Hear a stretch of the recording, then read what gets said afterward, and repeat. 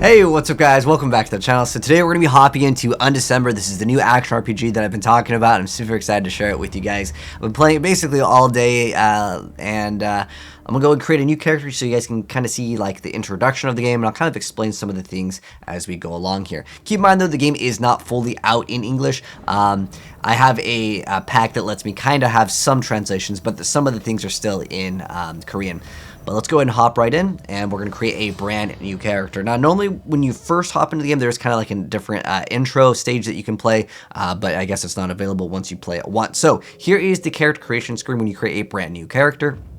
So you have male and female. I'll go through some of the presets. I'm not going to make this video like a dedicated video for character creation, but I'll cycle through at least all of the presets so you guys can kind of just see and get an idea of what some of these can look like. And so basically you have hairstyle, you have different faces, and then you have hair color. There is no changes as far as like other cosmetics, at least in this menu. There are more options available when we go ahead and hop into the game, but this is going to be the male character, and we can go ahead and hop into the female character. And we'll have all the different faces right here. We'll briefly go over them so you guys can get an idea of this. And we'll cycle through some of these. You can almost make like a dark elf. Might actually go for that.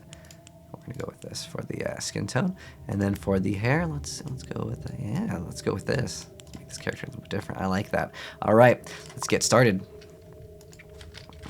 Okay, I'm gonna call it elf over here because I really feel like it's like the dark elf from Lineage. If you guys have played that game, all right.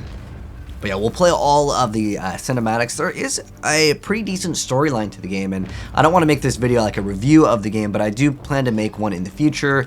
And I know a lot of you guys have been asking me to make a connection guide, like how did you get access to this game? As it's only available in Korean, you will have to VPN to get access to it. It's not actually that hard. It's pretty simple to get access to the game, and I'll make a tutorial on that later. So if that's something you're interested in, this is your first time here, subscribe to the bell, and I'll be uploading that one very soon. But let's go ahead and check out the gameplay. And the game does have some really good depth, and I'll kind of explain everything. So not everything, just as a heads up, will be in English. I'm going to skip out on most of the dialogue, but I'll let the cutscenes play. But if you guys are interested in games like Diablo, Path of Exile, this is definitely going to be up your alley. So in the very beginning, we get to select kind of what weapon we want to use, and we'll get skills and different things like that. Potions in this game can be casted at intervals, which is really cool.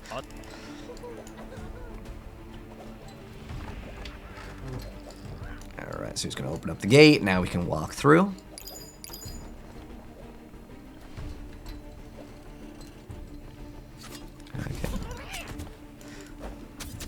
So it's just like left mouse button for attack or right mouse button. I've changed my configuration, but we'll get some skills later to mess around with. Actually, do they give us access to skills?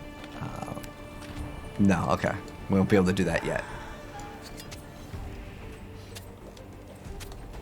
So you need some help, we'll go help this guy over here. But don't worry, we'll get skills, and the game gets a lot more complex. It's just the early game of almost every action RPG. You don't get very much at the start. Okay. So talk to him.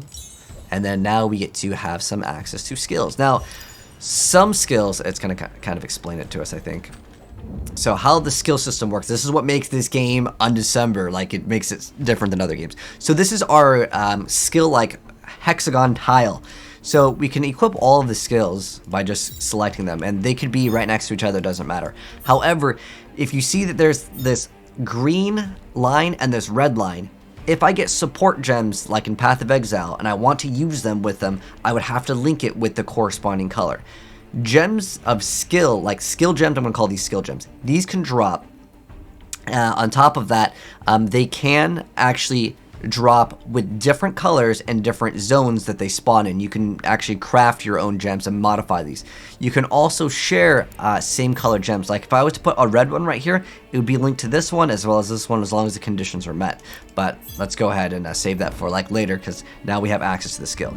So not only do you have to equip the skill, but now we have to equip it on our hotbar. I'm just going to equip all of the skills right here just so we have all of them. You actually have 2 skill bars, and you can rotate in between them like on the fly, which is really awesome. If I hit control, I have another skill bar.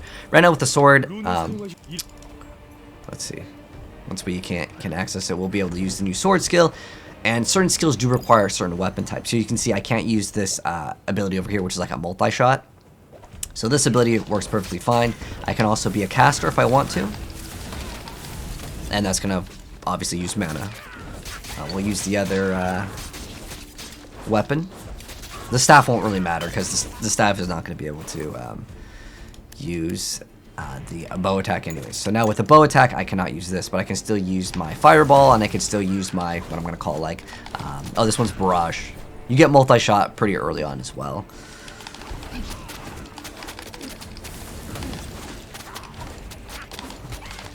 But one other cool thing is the way that the potion system works in this game. Like you have 4 potion slots, but you can actually have them auto cast at whatever interval you want. So we probably got some upgrades here we can throw on that. And we'll go talk to him. And then we got some extra potions.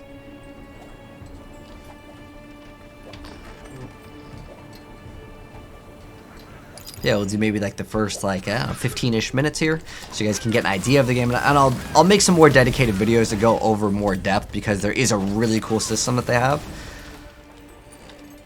It's almost like a free class system, and I like that idea. And you can respec for free up until a certain point, so it does let you kind of experiment. And to level up the gems in this game, you're gonna have to get these things to upgrade your gems. They don't upgrade by just equipping them and using them like you would normally, like let's say Path of Exile. So talk to this guy. And we'll do this.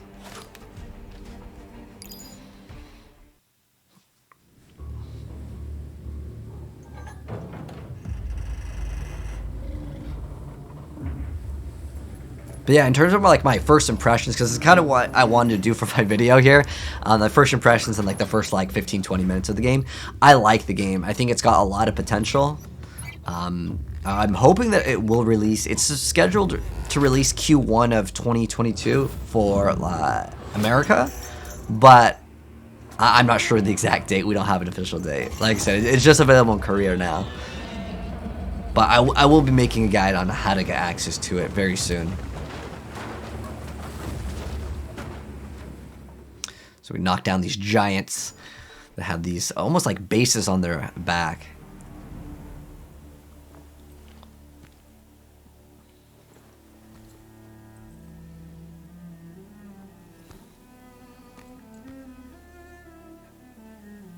Alright. Okay, now we got a scroll of identification.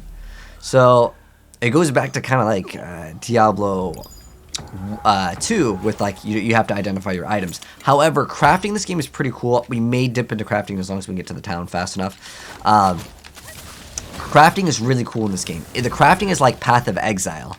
It's basically got slot modifiers. I'm not sure if this game does prefixes and suffixes, but it definitely has implicits on items, meaning that like a caster belt or a more so like a warrior belt will always roll with like a base of strength or something like that.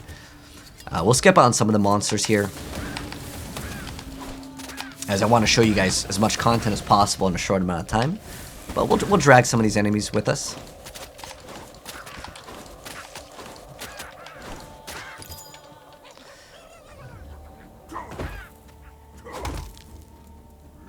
But the boss battles in this game are very, very well done. Like, you have to learn the patterns for them. They will definitely one-shot you with certain abilities. But it's relatively fair so far.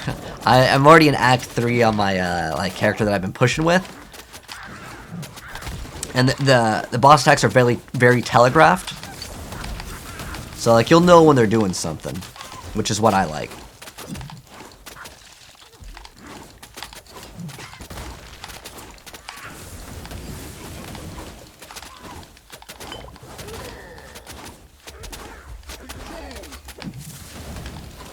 Fire. Just so we mix it up, we'll use the staff here just for a second. Oh, or is it all as a wand? What did we equip? Oh, you know, I think we equipped. Oh yeah, I guess it is the staff. So you can see the difference in damage perhaps as well.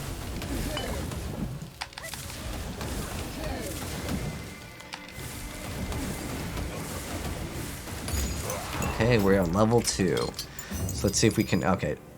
So we can open up the Zodiac menu. So here's what the skill tree is like with this game. So, so this is basically strength, dex, and intelligence. I guess it lost out. Did it lose on this translation? Oh. Okay. Press this to reset your stats. Okay, there we go. Okay, so this is strength. It gives you vitality. I've been using a translator for some of it. Like I said, the game is like partially in English because of a translation pack. This is dexterity. Gives you a hit rating as well as like evade. And then this gives you energy shield as well as mana. Mana is actually really good to get in this game, especially early on, because you're just going to be spamming through mana pots. But we'll go ahead and just put like this is just going to give us life. That's evasion. I actually really like to scale mana early on, and I think it's a great thing to do. And so not only do we have stat points here, but if we back out, we will also have these Zodiac trees. Now, I guess originally the translation pack did translate a lot of this stuff. So I spec'd into getting damage, and like one of these is like attack speed. I'm not going to translate all of it for you guys right now. Like I said, the translation pack does do some of it. I might have to reload it in because every time they patch the game, you have to repatch the translator too. It's kind of tedious, but I mean for me, it's worth it. I like the game a lot. But I mean, at least some of the stuff is in English, so it does help out.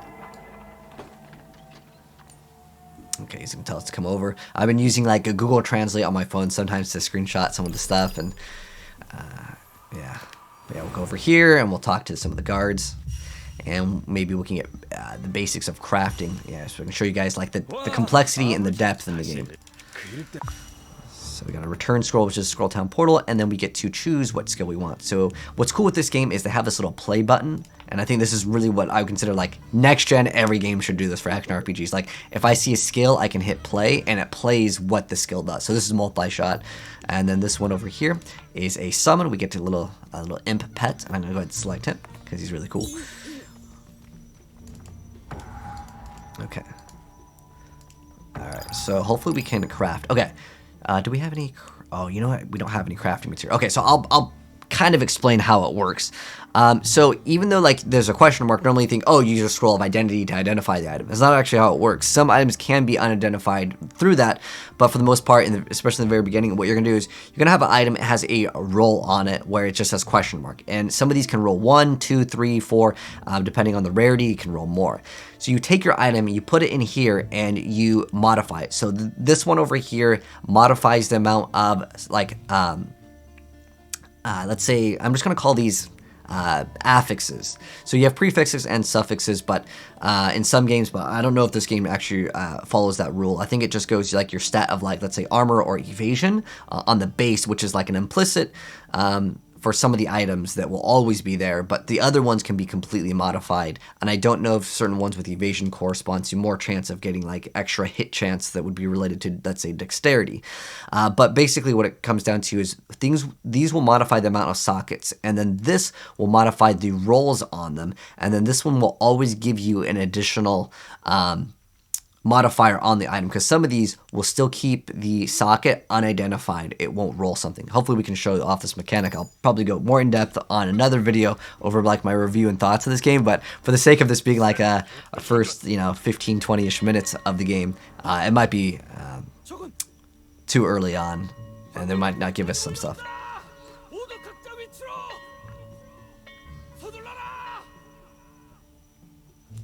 All right. And so we gotta just talk to some of the different people. Maybe, okay, so I think he wants us to disenchant something over here. And so when we disenchant, basically we can take all of the items that we don't want, and we have guaranteed results, and then there's a chance of getting some of these. So if I, like, let's say disenchant this, this is what we got from it. And some of these, this is like a transmutation shard, if you've played Path of Exile, it's kind of like that. And then we have the other skill we got to equip. So let's actually equip the skill. So the skill system in terms of equipping, you have to put it on your like skill hexagon sheet, and then you also have to actually equip it over here. So now we have to select this, put this over here to actually equip it. It usually takes a little bit of time. I'm not sure if the stash tabs are shared. Let me see if they are shared, because I'm actually kind of curious. Oh, okay, so they're not shared. I'm sorry. Yeah, everything is seems shared. Okay. So you only get 1 stash. And then, so as far as I'm aware of most of the quests in this game, the important one, you can have it auto-pathed for you if it's in town, just to talk to a person. So if you guys were wondering about autoplay, as far as I'm aware of, there is no autoplay for this game. But there is auto-pathing only in town, though. Like the other tutorials, let's see if we can actually do a small little example of the crafting, because the crafting is what really makes this game cool. So okay, oh, here we go. Perform a enchant. Okay, we will be able to do at least one. All right, so let's go ahead and do that. So this is disassemble, this is craft, this is buy goods. So in our case right here, let's see if we have something that can be. Oh, will he give us something? Okay. Oh, it still wants us to, I guess, do it, but let's see. So we can buy skills right now. We have 2,000 gold. We can buy some skills, and some of these may roll with like better colors, or the positioning may matter. Let me actually show you one of these. Let's go with the, this is actually attack speed. So let me actually show you off this mechanic here. And we basically just got to go over to the next area, and I'll show you kind of how this system works.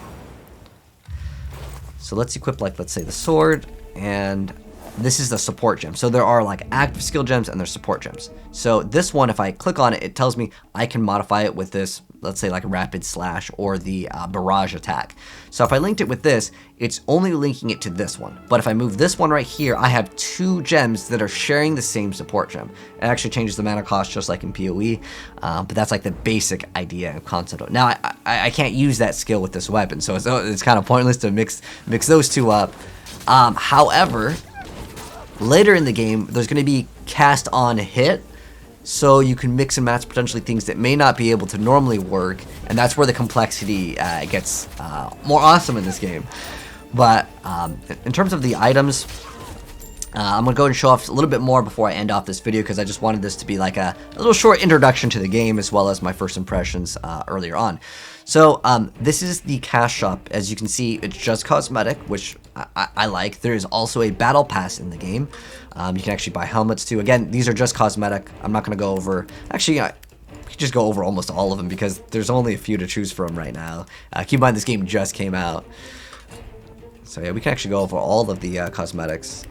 Actually, let's put the character in like battle position so we can actually see the weapon. But it's basically just one of each weapon that they have right now.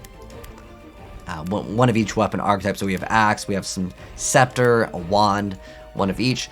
Now what's really cool is this die system. Now the die system just costs you in-game gold, which they give you so much, like as you just progress in the game. So you have like your color, you have like your hue and saturation, and you can change all of them. It's really, really well done. I'm so glad that they did this. So you can make your character super vibrant if you want to, but yeah, it does cost gold. But again, this is like, gold's pretty much nothing. The gems is what I consider a premium currency. You can also change your appearance.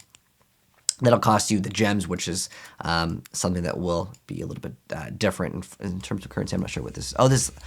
Different hair colors, perhaps, that you'll be able to get. Because I don't know if you can get some of these colors as like vibrant and like the different ways that you can modify them potentially. Because it looks like this one has like a different highlight that I don't think you had an option for the regular. So in terms of cosmetics, we have different portals as well. Like you would go back to town just like you would in other action RPGs. It doesn't affect the gameplay. So there are some other titles that you can get. Some of them do change. Now this isn't something in the cash shop, but that's just... and most of the time in this game, though, you want to click on anything that has like the teal little icon above it. And this is the battle pass. One of the things that does have a huge like impact on the game, it's on the very final tier of the battle pass. It is this pentarune essence, so it makes it so it adds rune slots to a skill rune to change it into 5 slots. So this is like a 5 slot. Now normally you'd probably think, oh, that's ultra pay to win, right? If you've played PoE, if you run a like 5 link when you're level 1, you will definitely not have the mana cost unless you happen to have other things to actually use the skill. It's just going to cost too much mana. So in terms of it being pay to win, I mean, there's definitely great things in the battle pass. I mean, there's different forms of currency. These will all give you advantage for sure. I'm sure the first one is the free, and then the next one is the paid. There's also lots of different rewards that you can actually unlock as you progress in the game. There's like daily logins and stuff like that, as this is a free-to-play game. You can see all of the different things in terms of microtransactions that you can get. Like, buying these things will definitely give you an advantage in the game. Like, when they first mentioned that, like, there's just going to be convenience, I would say, as far as a free-to-play player, I have not spent any money in the game. I do want to support them. However, I'll have to figure out how to, like, convert some currency over to, like, maybe some Korean card or something, because I think the game is fun. Now, another thing I do want to mention is the pet system in the game. The pet system... So you can have a pet and it just like walks around, doesn't do anything, whatever. However, there is a modifier that you can have for your pet that will pick up items and can disassemble items for you. It is a huge advantage to have this, so you don't have to go back to town. Is it a really big deal to go back to town? You can decide for yourself. Also, you can zoom in, and I will zoom in because that was something that I know someone asked. In town, you can zoom in, but in the open area, you can't. But graphically, the game looks great, and in terms of my first impressions, this game is fun to play. It's definitely worth checking out. As far as it being pay to win, I would say, yes, you can pay for an advantage. There's no question about, like, if you could buy alterations and chromatics and different things on the battle pass, like, yeah, you technically have to progress on it, but because there's a free battle pass and a paid one, that definitely does matter. But they do give you a bunch of free stuff from just playing the game, to the point where I would say, as a free player, at least as of right now, I'm not at like super far endgame yet, and I will drop gameplay of the super far endgame content when it comes, but I would say I did not need any of it. I didn't feel like I needed to, but I've been playing action RPGs for a really long time. In terms of difficulty, I would say it starts off pretty easy for the first like few hours, but then it does definitely get a lot harder, and bosses will one-shot you if you don't dodge their attack. But I respect them for that, because they want you to learn the mechanics of the boss fight, so I like that. But going more into the Zodiac tree, this is where I was like, wow, this game is pretty cool. I'm sorry that it's not translated here. It was yesterday, but again, these translation packs, they gotta update, because they're also repatching it in certain ways where it's like overwriting some of the stuff. But basically, you have your minor nodes that would give you, let's say, like 5% like spell damage or something like that, and then you have like your major nodes that would affect the gameplay a lot more. And some of them will be like, you can't ever be crit, but you take more damage. It's not just numerical changes. There are more interesting things in the skill tree, but I won't go too far in it because I want to make this video not super long, at least in the very beginning. But I'm curious to know what you guys' thoughts are on this game. Like I said, if you guys want to play it or learn more about it, I definitely plan to upload more. And if this is your first time here and you'd like to see that, hit subscribe, turn the bell, and there's going to be a lot more content on UnDecember coming out on this channel very soon, like the guide on how to play the game. But anyways, take care, guys, and if you have any questions, let me know in the comment section below. In the next video, maybe I can address and go over some of the things that you guys might want to know about the game. But take care, I'll see you in the next one. Peace!